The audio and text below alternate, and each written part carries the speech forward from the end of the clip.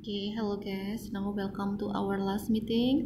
It's about indirect speech, or if you translate it to Indonesia, it will be kalimat tidak langsung. Jadi terjemahan dalam bahasa Inggris kalimat tidak langsung tidak menerjemahkan satu demi satu, tidak langsung indirect, lalu kalimat sentence itu bukannya. Jadi bukan indirect sentence, tapi memang istilahnya dalam bahasa Inggris adalah indirect speech. Lalu jangan bingung nanti ketika ada kata-kata reported speech, itu sama saja, yang dimaksud juga adalah indirect speech. Kenapa sih disebut reported speech juga? Karena indirect speech memang fungsinya untuk melaporkan sesuatu, untuk report something, to report something. That's why some people call this as reported speech. Contohnya saja, ketika kita menjadi sekretaris, ada customer telepon lalu minta meninggalkan pesan yang perlu kita sampaikan kepada bos kita. Ketika kita melaporkan kepada bos kita, itu tentunya kita pakai kalimat tidak langsung. Itu fungsinya untuk melaporkan itu tadi ya, makanya reported speech. Lalu biasa juga digunakan oleh reporter. Contohnya menteri pariwisata, siapa? Wisnu Tama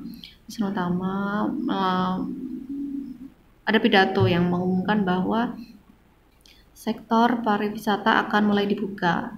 Misalkan saya sebagai reporternya, saya akan melaporkannya.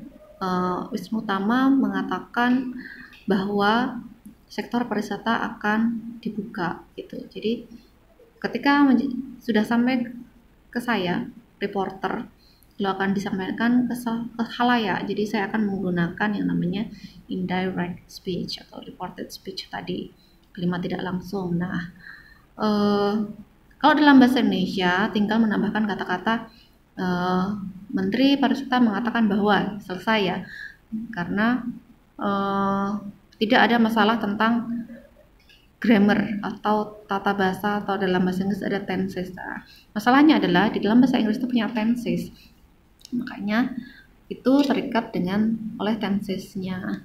Nah, di sini akan saya terangkan di awal dulu seperti apa sih perubahannya. Nih, contoh dialognya. Situation in point travel office. Jadi ini kalau ada bayangan seperti travel agent, kantor travel agent gitu ya. Okay, ring ring, point travel, how can I help you? Hello, this is Edward. May I speak to Mr. Smith, please? Sorry, Mr. Edward. Mr. Smith is in a meeting now. Would you like to leave a message? I'm visiting Sangiran now, and I get trouble, so I will be late maybe. Is there anything else? That's all. Okay, I'll let him know. Thank you, you're welcome. After 2 hours, setelah 2 jam, the secretary meet the boss or Mr. Smith, and then she said or report the message to Mr. Smith. So, Mr. Smith, Mr. Edward called you when you were in a meeting. He said he was visiting Sangiran at the time and he got trouble. So he said he would be late maybe. Okay, thank you. My pleasure. If you pay attention to the underlined expression, ekspresi yang di garis bawah itu ada 2 ya. Dari I'm visiting Sangiran now, I get trouble so I will be late. Ya, dari sini ya. Jadi yang apa yang dikatakan oleh Mr. Edward secara langsung itu dia bilang ya, I'm visiting Sangiran now and I get trouble so I will be late maybe. Nah, ini yang dikatakan oleh sekretarisnya, disampaikan ke Mr. Smith ya, menjadi kata-katanya. He said he was visiting Sangiran at the time and he got trouble, so he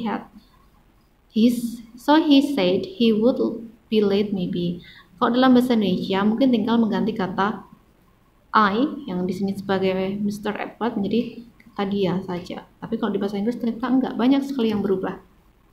Nah, dari present continuous tense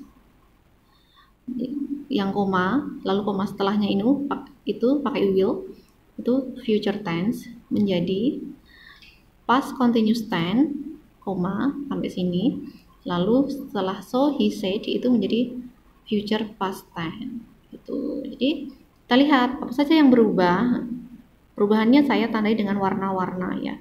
Yang merah I menjadi he. Berarti apa saja yang berubah? Ini termasuk di sini adalah tulisannya subject. Okay, let's write down ya.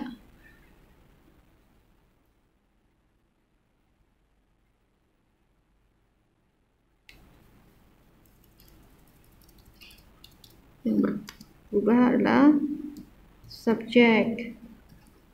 Di situ dari I menjadi he. I di sini menjadi he juga, gitu ya. Lalu apa lagi yang berubah? Nomor 2.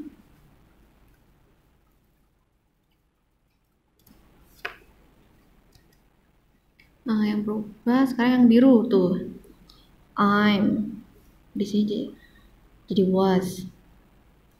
Lalu dari get menjadi got. Lalu jadi will menjadi would. Nah, namanya apa sih kalau dalam kalimat posisinya? Nah, yang tadi subjek, kalau ini namanya predikat. Predikat. Apalagi yang berubah selain itu? Ada warna lain kah? Oh ya, yang ungu itu now jadi at that time. Jadi itu namanya kalau dalam bahasa Inggris we know this as adverb of time atau kata keterangan waktu. Adverb of time itu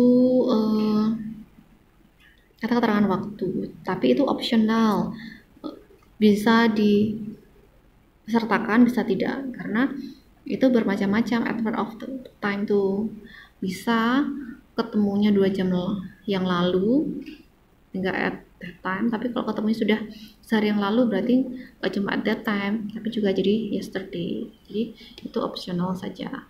Lalu yang keempat yang tidak nampak di situ itu adalah punctuation.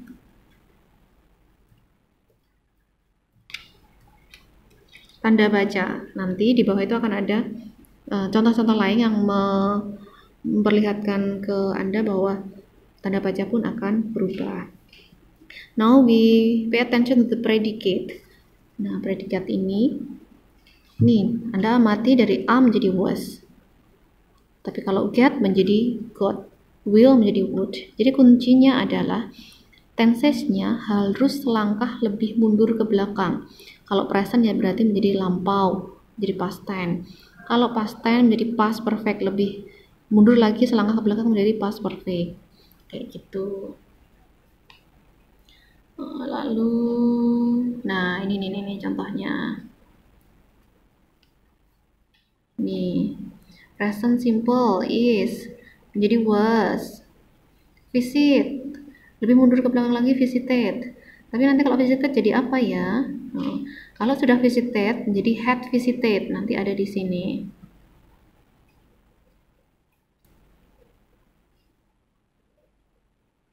Contohnya mana ya? Nah ini, she visited Sangirani, past tense kan? Kalau visited jadi apa dong Bu? Kalau visited itu menjadi had visited. Apalagi yang menjadi had visited, dia nggak cuma visited ya, nanti ada lagi, tapi kita urutkan dulu saja dari atas. Ini I am jadi was. Nanti kalau ini are ya berarti di sini jadi were. Have been, have sama has dia sama kayak visited tadi ya, menjadi past perfect. Has, have, past tense ini akan menjadi past perfect semua.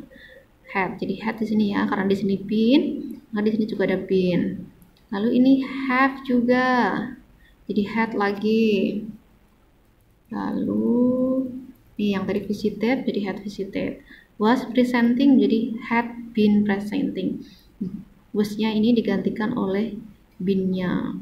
Lalu menunjukkan lebih lampaunya lagi dikasih had. Karena ini kan present past continuous, yang ini menjadi past perfect continuous. Gimana kalau udah had? Memang kalau sudah had dia udah yang paling belakang, makanya no change, nggak ada mundur lagi, nggak ada perubahan. The conference had already started. Di sini juga she said the conference had already started gitu. Ini udah no change ya, kalau past perfect yang had udah nggak ada no change lagi. Lalu selanjutnya ini auxiliaries, can my Marshall will, paling cepatnya. Nah itu will nanti menjadi would, can jadi could, must, ingat ya, must menjadi had to, ini banyak sekali yang salah. Must itu lebih lampaunya adalah had to, shall menjadi should, may jadi might. Nah inilah yang tadi saya bilang tanda baca juga ikut berubah. Ini yang awalnya ada tanda petik menjadi kalimat berita, jadi nggak ada tanda petik lagi karena sudah tidak langsung. Lalu ini yang shall yang saya blok ini, itu kan pertamanya adalah kalimat tanya. Ketika ini Wisnu Tama di wawancara dia yang bertanya gitu. Ketika saya melaporkan, saya tinggal bilang Wisnu Tama bertanya apakah sektor pariwisata mengalami kerugian. Itu tuh menjadi berita, makanya sudah bukan kalimat tanya lagi. Bagaimana berubahnya? Yang semula dari tanda tanya menjadi tanda titik saja.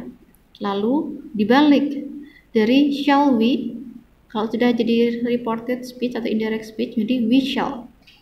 Ini ya, jadi we shall, cuman shall-nya sudah berubah lebih lampau ke belakang jadi should. Gitu.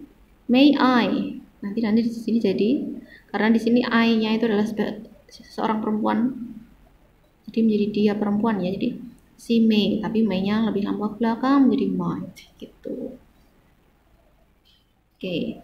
Misalkan nanti pertanyaannya was she, nanti jadi she was kayak gitu. Terus ini pengecualian itu untuk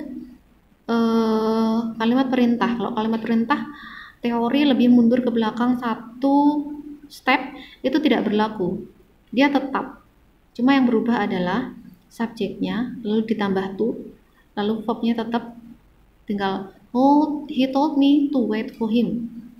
Nah perintahnya apa, tinggal ditambah itu lalu titik, sudah bukan tanda seru lagi. Begitu juga dengan kalimat larangan, dari don't menjadi not to. Ingat ya, not to dulu baru to, jangan to not. She told me don't litter anymore menjadi she told me not to litter anymore. Tuh. Terus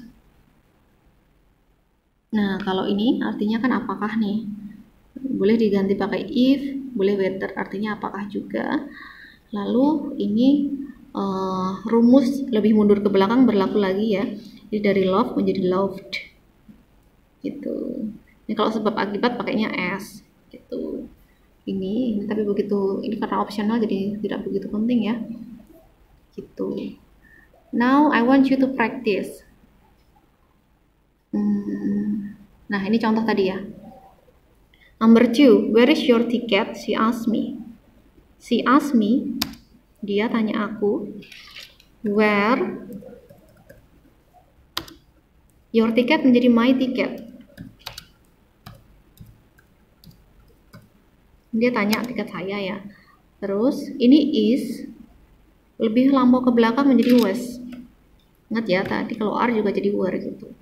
Nah ini yang pertamanya was my ticket, is your ticket, is dulu baru subjeknya. Nah ketika menjadi indirect speech jadi my dulu, my ticket dulu baru was gitu. Jadi susunan kalimat tanya akan berubah menjadi kalimat berita. Tuh. Nah, untuk latihannya saya ingin Anda mengerjakan task 6. Task 6 tuh berarti